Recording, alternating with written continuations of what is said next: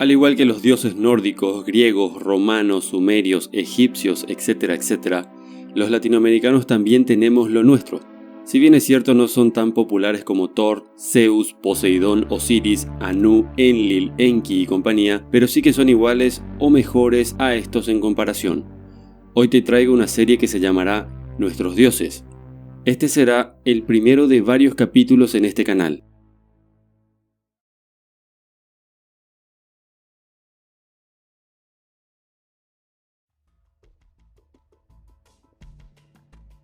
Inti, el dios del sol de los incas, hijo de Viracocha y antepasado de los primeros reyes del imperio inca. En la mitología y sistema de creencias religiosas de los incas, Inti era el dios del sol y una de las más importantes deidades del panteón inca. Como dios solar, Inti está estrechamente relacionado con la agricultura, ya que el sol como cuerpo celeste proporciona a los campos la luz y el calor que necesitan para que crezcan los cultivos. De este modo, Inti era un dios muy venerado por los agricultores de la civilización inca. Y la cosa no quedaba allí, ya que el Sapa Inca, rey del imperio inca, afirmaba descender directamente de Inti, un hecho que aumentaba aún más el prestigio y la categoría de este dios. Se creía que Inti era hijo de Viracocha y su esposa, Mamacocha. Los incas consideraban a Viracocha su deidad suprema al ser el creador del universo, mientras que creían que Mamacocha era la diosa del mar. Como creador de todas las cosas, Viracocha era el dios inca más importante y su hijo Inti era el segundo en importancia por detrás de su padre.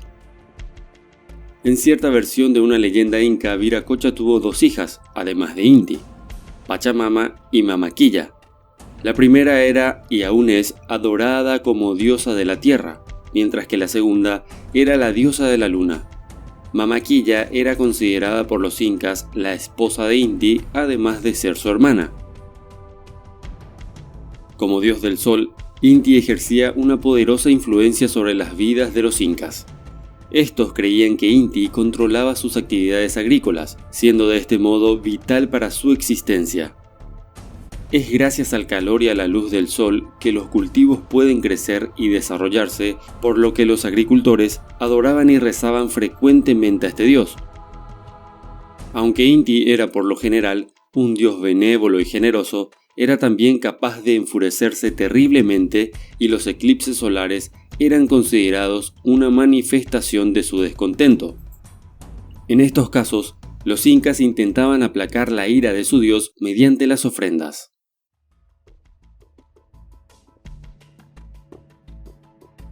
Quetzalcóatl es una de las principales deidades de las civilizaciones prehispánicas, presente en casi toda la Mesoamérica del siglo XV, que tiene desde su origen un sinfín de misterios, considerado por diferentes historiadores como un hombre, un mito o una leyenda. El origen de su nombre parte del náhuatl, que significa quetzal, ave de hermoso plumaje, y coatl, que quiere decir serpiente, derivando en lo que comúnmente se conoce como la serpiente emplumada. Esta deidad fue una de las más populares en la tradición prehispánica. Hace referencia a la unión de las aguas pluviales y las terrestres, lo cual, entre los pueblos agrícolas, era indispensable para la supervivencia, por lo que marcaba el origen de la vida misma. Cuenta la leyenda que cuando la creación del mundo había terminado, los dioses y los humanos vivían en armonía. Todos eran felices, a excepción del dios Quetzalcóatl, que veía con enojo cómo los humanos eran subyugados por los demás dioses. Y es por esto que decidió adoptar la condición humana para compartirles el conocimiento y el arte que poseían las deidades. Al llegar al mundo de los humanos, vagó por muchas tierras hasta llegar a Tollán, lugar que se dice actualmente está en México, dentro del estado de Hidalgo. A su arribo se estaba ofreciendo un sacrificio en honor a su hermano Tezcatlipoca, y enfurecido por esta barbaridad, detuvo la ejecución. El sacerdote que realizaba el sacrificio gritó furioso mientras el cielo se tornaba gris con nubes que anunciaban gran tormenta con rayos y truenos. Quetzalcóatl los calmó y les dijo que mientras él estuviera en Tollán, la ciudad florecería como ninguna, y así fue. hasta que Huitzilopochtli, Tlacahuepan y Titlacahuán decidieron poner fin a la fortuna de Quetzalcóatl y los toltecas. Estos se prepararon para engañar a Quetzalcóatl y hacerle perder el tino y que ya no haga penitencia. Tezcatlipoca agregó lo siguiente: yo digo que vayamos a darle su cuerpo. El propósito consistía en alejarlo de la vida espiritual del sacerdocio y llevarlo a los placeres de la vida mundana.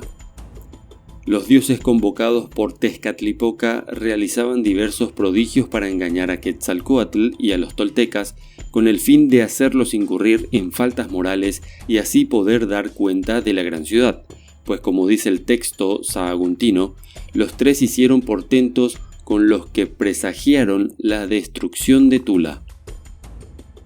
El primer portento de los magos divinos ocurre cuando Tezcatlipoca se transforma en anciano para tener acceso al recluido Quetzalcóatl y ofrecerle pulque. Aunque al principio se niega a beber, el señor de Tula termina cediendo a la incitación del falso anciano y comienza por solo probar un poco de la bebida. Con la borrachera, Quetzalcóatl ha perdido el juicio y la cordura, y se le fue el corazón y le da vueltas. Si se tiene en cuenta que en el mundo náhuatl el corazón es el principal centro de conciencia y de voluntad, se comprende la gravedad de lo que le pasó a Quetzalcóatl, que perdió la conciencia y la voluntad. Esto da por resultado que olvide su forma de vida, la cual es la vida ritual, de penitencia y abstinencia del sacerdote, faltando por ello a sus obligaciones rituales y la gravísima transgresión que afectó a toda la sociedad.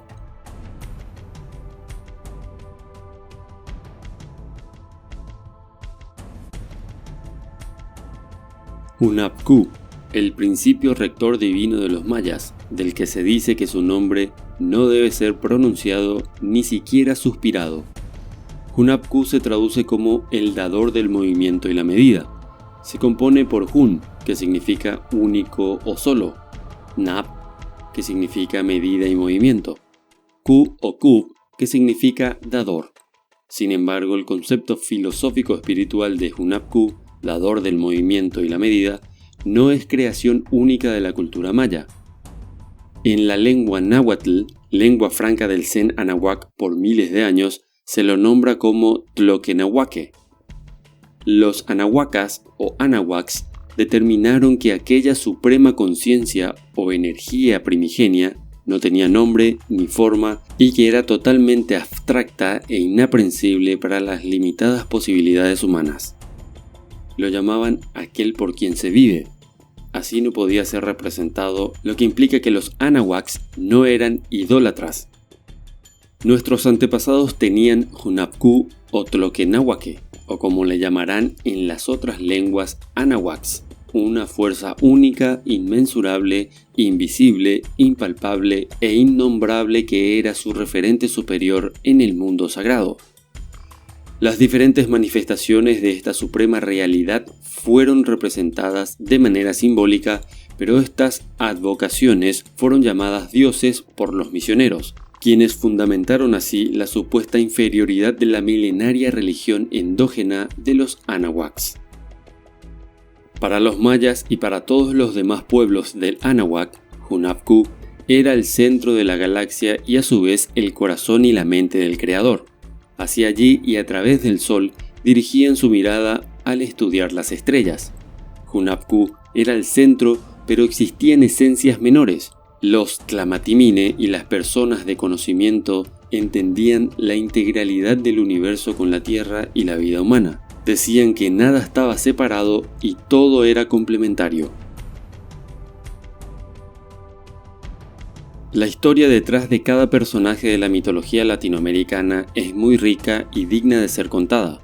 Esto nos impulsa a regar a menudo más nuestras raíces para sentirnos cada vez más orgullosos de nuestros antepasados y fortalecer de paso los lazos entre latinos, que muchas veces son deteriorados por nosotros mismos, dándole más importancia a lo comercial que viene de otras regiones y olvidando nuestra propia historia.